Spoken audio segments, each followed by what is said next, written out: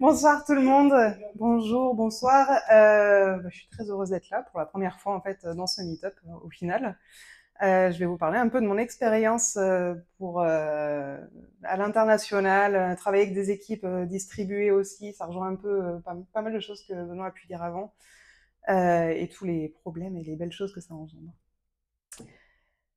Si je devais résumer ma vie avec vous aujourd'hui, je dirais que je suis Tech Lead Manager dans une scale-up internationale en full remote.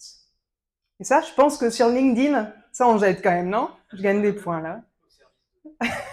Au service de. En tout cas, c'est mon poste aujourd'hui. Bon, je suis tech lead manager.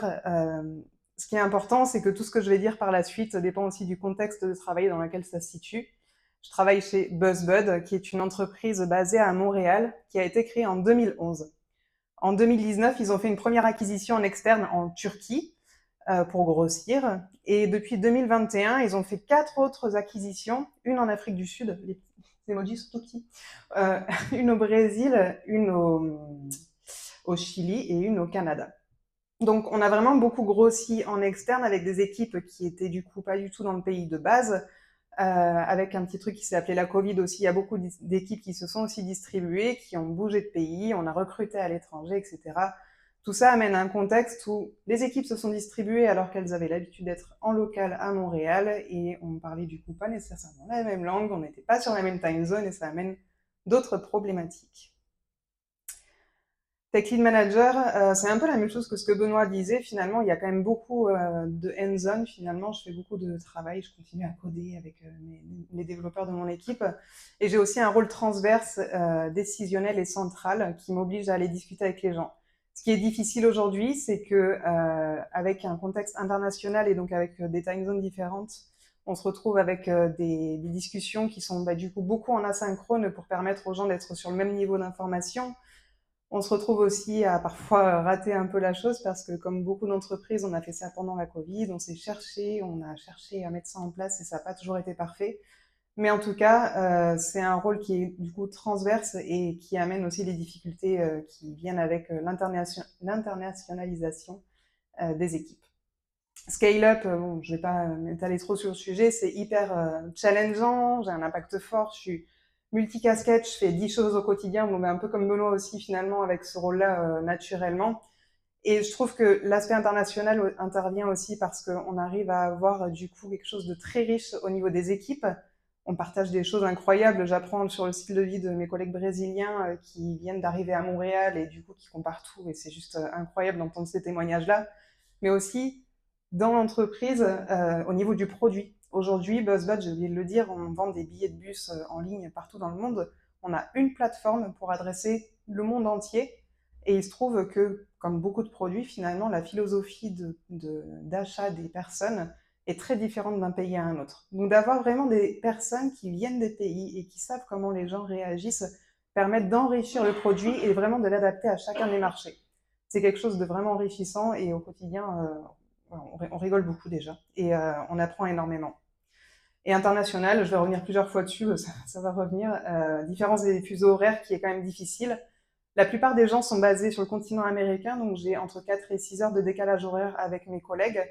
Aujourd'hui, je suis la seule située en France. J'ai quelques collègues à Porto, mais qui font du dev à Android, donc on se parle pas, enfin, on collabore pas au quotidien ensemble. Il y a une barrière de la langue et un fossé des cultures. Parmi les entreprises qui ont été acquises, que j'ai citées en dernier, notamment au Brésil, il y a beaucoup de personnes qui ne parlent ni anglais ni français. Ce qui amène du coup une collaboration vraiment compliquée dans un sens où on veut avoir une équipe, on veut avoir un produit, mais on a des équipes qui n'arrivent pas à collaborer aussi simplement que juste en parlant la même langue. Et enfin, le style de management, je vais y revenir, mais les managers sont, enfin, mes managers en tout cas sont situés au Canada. Le style de management nord-américain est quand même un peu différent du style de management français. Et donc j'ai dû aussi apprendre avec ça. Mais bon, en fait, la théorie c'est cool, mais nous on aime bien les exemples, non? On aime bien les témoignages, et j'en ai des vraiment rigolos à vous raconter. Lost in Translation, on a des cas enfin des scénarios qui sont arrivés dans notre entreprise qui, je pense, valent le coup d'expliquer ici pour montrer un peu ce que c'est le gap des cultures. Un premier exemple auquel j'ai pensé, ça a été mon collègue brésilien qui sur Slack souvent, je sais pas trop pourquoi, disait KKK.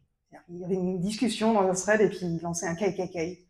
Et personne comprenait trop, personne relevait trop, mais pour des collègues américains, c'était quand même super ambigu d'avoir quand même un groupuscule d'extrême droite comme ça qui apparaissait au milieu du thread sans trop comprendre pourquoi. Donc, bon, on se doutait que c'était pas ça. Donc, on a quand même posé la question.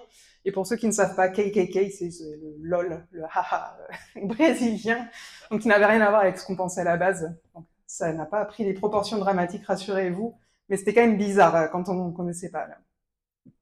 Un deuxième exemple auquel j'ai pensé, qui est aussi arrivé dans mon entreprise récemment, c'est un dev iOS qui a rejoint l'équipe montréalaise, du coup constituée de Canadiens et de Français.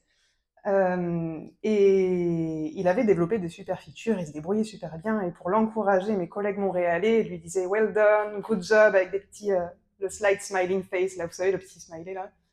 Et le collègue brésilien réagissait pas trop, il était un peu mal à l'aise vis-à-vis de tout ça. Et en fait, un jour, ils ont eu cette conversation et le dev brésilien a dit "Mais en fait, c'est passif-agressif quoi, comme message. Est-ce que vous pensez vraiment que je fais un bon boulot? Parce que ce smiley là, il est pas très cool en fait."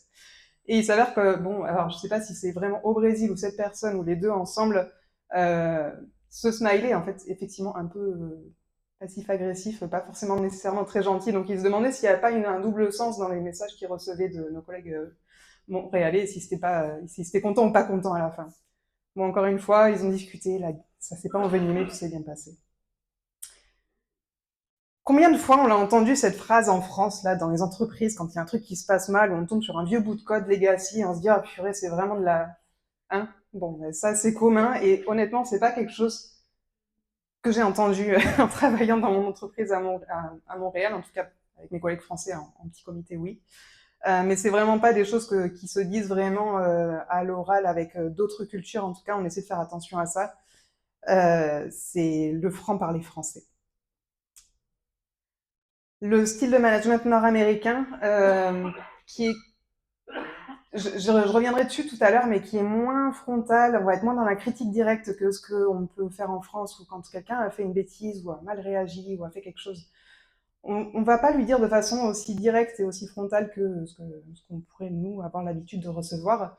Et du coup, ça peut amener à des situations où on a l'impression que, en fait, c'était pas si pire, on s'est pas si mal débrouillé, et que finalement, la personne a juste pas construit la critique de la façon dont on a l'habitude de la recevoir. Dire, là, t'aurais pu un peu mieux faire parce que la façon dont tu as communiqué, ça aurait pu être interprété comme ça, alors que finalement, en fait, on a juste hyper mal communiqué, la personne en face a été détruite, enfin bref, ça peut prendre des proportions de fou. Faut savoir lire un peu plus entre les lignes et essayer de ça, éventuellement de comprendre ce qui se passe derrière et de prolonger la critique si jamais on veut vraiment comprendre vraiment ce qu'il y a derrière la critique.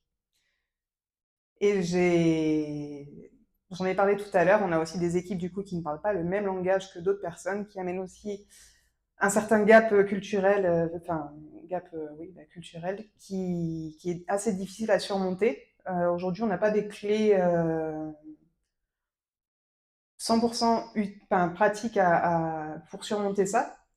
On a quand même des outils qui nous permettent avec l'IA notamment d'aller traduire sur un meeting à la volée ce qui se passe et que les gens puissent comprendre ce qui se dit et que chacun puisse parler sa langue et faire des présentations malgré tout. Aujourd'hui, c'est pas parfait, honnêtement, on a un peu du mal à suivre et ça ne traduit pas à 100% bien comme il faut, mais ça amène aussi des confusions, ça amène aussi de la frustration parfois au niveau des équipes. Je reviens sur un dernier exemple qui m'est arrivé pour le coup personnellement. C'est du coup Mike, mon manager, le CTO de la boîte et le cofondateur, rien que ça, qui parle de financements qui vont arriver dans la boîte et qui dit oh, on va lever des fonds et qu'est-ce que vous voudriez, faites votre liste au Père Noël, quel poste vous aimeriez pour voir dans vos équipes. Et donc, je lui dis attention, là, on a une designer pour toute la boîte, elle est sous l'eau, elle est à la limite du burn-out, faut la préserver, il faut recruter pour son équipe, là, c'est vraiment très difficile. J'envoie ça l'après-midi, évidemment, je finis ma soirée, lui me répond tard dans la nuit parce que c'est sur sa time zone, et le lendemain matin, je reçois ce message, du coup, c'est en public, hein. Merci Amélie d'être aussi candide. Donc, Candide, pour moi, c'est quand même pas très gentil. Je sais pas comment vous le vivez, mais Candide, pour moi, c'est le bouquin là, ouais, c'est quand même pas très gentil là. Bon, dans le doute, je vais chercher sur Google Et c'est effectivement pas très flatteur, quoi. Désigne une personne à laquelle on prête une innocence, crédule, naïf, un peu simple. Mais bon, sans méchanceté. Bon, je vois ça, je suis un peu prise au dépourvu, mais je le prends pas mal. Ça me fait un bon icebreaker pour mes équipes le jour même. Je demande à mon collègue de Toronto, est-ce que c'est moi qui ai mal traduit Candide? Est-ce que c'est vraiment aussi bizarre de dire ça, aussi méchant que ce que je le reçois? Et puis il me dit, ouais, non, effectivement, bon, c'est pas très gentil. Mais c'est pas grave, je le prends pas mal. Et de toute façon, je vois mon CTO juste après dans la journée et on en reparle. Et il me dit, mais non, mais Candide, effectivement, ça veut pas dire ça, c'était pas dans ce contexte. Lui, il pensait vraiment à ce bouquin-là, je sais pas si vous l'avez lu, Radical Candor, la bienveillance, je l'ai plus en français, la bienveillance radicale. Et voilà, c'était plus dans le sens, merci d'avoir fait cette critique aussi directe que tu as pu le faire, quoi. Et en fait, je rigolais, à aucun moment je l'avais pris mal, et j'ai dit cette phrase à ce moment-là. J'ai dit, venant de toi, je savais que ça ne pouvait pas être dit méchamment. Et là, pour le coup, c'était candide pour moi d'avoir dit ça, à mon sens, parce que je le pensais vraiment, et je trouve que c'est hyper important quand on a un contexte d'équipe distribué de se rencontrer. Quand on dit des choses à l'écrit, on les écrit avec nos billets, avec notre contexte, avec notre expression, notre caractère et la façon dont on s'exprime. La personne qui reçoit le message va lire ce message avec ses propres billets sociaux, culturels, ce que vous voulez, sa propre façon d'interpréter les choses. Et il y a autant de place au milieu pour l'interprétation. Et quand on ne se connaît pas, il y a encore plus de place pour l'interprétation. Quand Mike m'a dit ça, je l'ai vu me le dire et à aucun moment je me suis dit qu'il y avait de la méchanceté derrière ce message. Juste qu'il y avait un truc qui n'était pas compris et de la confusion et on va s'en parler et il n'y a pas de problème. Et c'est hyper important pour les équipes de lever ces confusions, je trouve, en se rencontrant. En visio, si on n'a pas le choix, en vrai, c'est mieux, mais de se parler en vrai. Et c'est aussi hyper important de se cultiver, parce que je dis ça, mais il y a aussi des billets qu'on peut lever en se cultivant. Je vois que tu connais. Ce bouquin est incroyable. Moi, j'ai beaucoup aimé le lire. C'est la carte des différences culturelles qui donne des anecdotes incroyables sur des personnes qui vont travailler à l'international et qui sont confrontées justement à des histoires comme ça. Et l'auteur a divisé du coup les façons de travailler dans tous les pays en 8 échelles. Et je me suis amusée un peu à répartir, nous, à BuzzBud, avec les nationalités, pardon, où est-ce qu'on se situerait sur l'échelle. Bon, c'est pas très joli, mais ce qu'on voit, c'est que finalement, le Canada et la France, qui sont du coup les personnes avec qui je travaille le plus, on est pas mal à l'opposé. C'est-à-dire qu'en France, on est pas mal dans la critique directe, on est pas mal dans l'affrontement. Bon, ben, on le sait, on aime bien s'engueuler sur une techno et puis après prendre un café et tout va bien, en fait, il n'y a aucun souci. Au Canada, c'est plutôt l'inverse. C'est-à-dire que on est un peu plus dans la critique indirecte, mais on est surtout dans l'évitement du conflit. On va éviter de lever la voix, on va éviter de dire des choses qui dépassent un peu du cadre. Donc ça, il faut le savoir, quand on s'adresse à des Canadiens, ça peut les mettre très mal à l'aise. Et à l'inversement, justement, adapter son niveau de discours. Je vais pas faire toutes les échelles. Je vous invite à venir m'en parler ou à lire le livre ou à regarder. Mais en tout cas, c'était hyper intéressant. Et de prendre conscience de ces échelles, en fait, ça permet aussi pardon, de mettre à niveau son niveau de discours, excusez-moi, je perds mes mots, pour s'adresser à la personne qui est en face. Parce que peut-être que la personne en face, elle, n'est pas au courant de tous les biais qui peuvent être engendrés par sa nationalité, mais nous, on peut l'être au travers de la culture qu'on se donne, au travers des bouquins et des choses comme ça. Je me dépêche parce que j'ai déjà dépassé. Le full remote, il en a parlé aussi Benoît, et effectivement c'est trop bien, ça amène beaucoup d'indépendance, beaucoup de flexibilité. C'est quand même super confortable, j'ai pas perdu une heure en venant au boulot ce matin. Mais c'est difficile, surtout encore une fois, dans un contexte en asynchrone avec une différence de décalage horaire. J'ai un overlap de 3 heures qui me permet de me synchroniser avec mes équipes, ce qui est vraiment peu en fait dans une journée où il y a quand même beaucoup de choses qui se passent, les gens sont quand même hyper actifs et du coup ça me demande de m'organiser où le matin il faut bien que je déblaye tous les sujets et l'après-midi il faut bien que je fasse en sorte que les meetings soient efficaces pour que les gens puissent eux travailler l'après-midi et que moi je puisse bien travailler le lendemain matin. C'est super difficile de déconnecter le soir. Quand je déconnecte à 17, 18 heures, peu importe, les gens sont le plus actifs de l'autre côté de l'Atlantique. Et du coup, c'est hyper difficile de ne pas se reconnecter sur Slack et de répondre à un message et de voir ce qui se passe, surtout quand je suis en attente de quelque chose. C'est un peu difficile dans ce sens-là, mais voilà, je pense que c'est une rigueur à appliquer. L'asynchrone, c'est hyper important aussi. Encore une fois, Benoît, je reviens sur ce que tu as dit. Pour moi, ça doit être quelque chose qui est au niveau de la culture de l'entreprise et pas des équipes à gérer elles-mêmes. Sur un rôle transverse, typiquement, si j'arrive et que l'équipe avec laquelle je dois collaborer est en synchrone, bah ça marche pas parce que je suis pas sur leur time zone, parce que en fait, je suis pas habituée à travailler comme ça. Je vais manquer des meetings et je vais pas être au même niveau d'information. Donc pour moi, c'est au niveau de la culture de l'entreprise d'avoir vraiment ces guidelines pour faire en sorte que tout le monde soit en travail asynchrone, communique à l'écrit et que les décisions soient posées et que tout le monde soit au même niveau. Les astreintes, c'est presque une parenthèse, mais en fait, c'en est pas une quand on est en call et quand on est hands-on.